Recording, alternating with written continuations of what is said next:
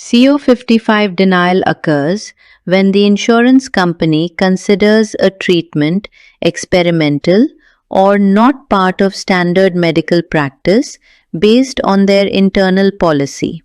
So the insurance company will deny paying for it.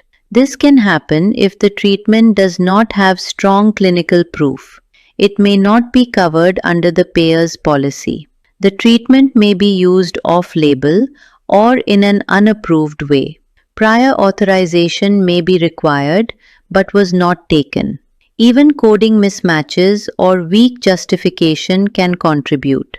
But the main reason is always the payer's policy decision, not just provider error. Always remember, CO-55 is a policy denial, not just a billing or coding issue. When providers perform high-cost procedures, new or advanced technology treatments, genetic testing or specialized drugs, out-of-network or specialty care, there are higher chances of CO-55 denial. Why? Because these services may often not fully supported by strong clinical evidence, not included in the payer's medical policy, considered investigational or not standard practice. So always keep extra focus in these scenarios. Now, question is how to resolve such types of denial. First, check the payer's medical policy and verify, is the service listed as investigational or non-covered? If the answer is yes, standard appeal may not work. If the answer is no, there is a strong chance to overturn the denial. Then review clinical documentation and ensure it clearly shows medical necessity, why this treatment was required over standard options, patient condition and severity.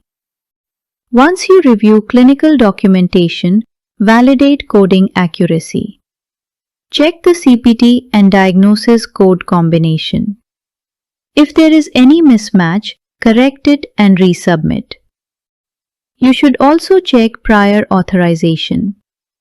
Verify whether prior authorization is required for investigational or non-covered services. If the answer is yes, check if it was obtained.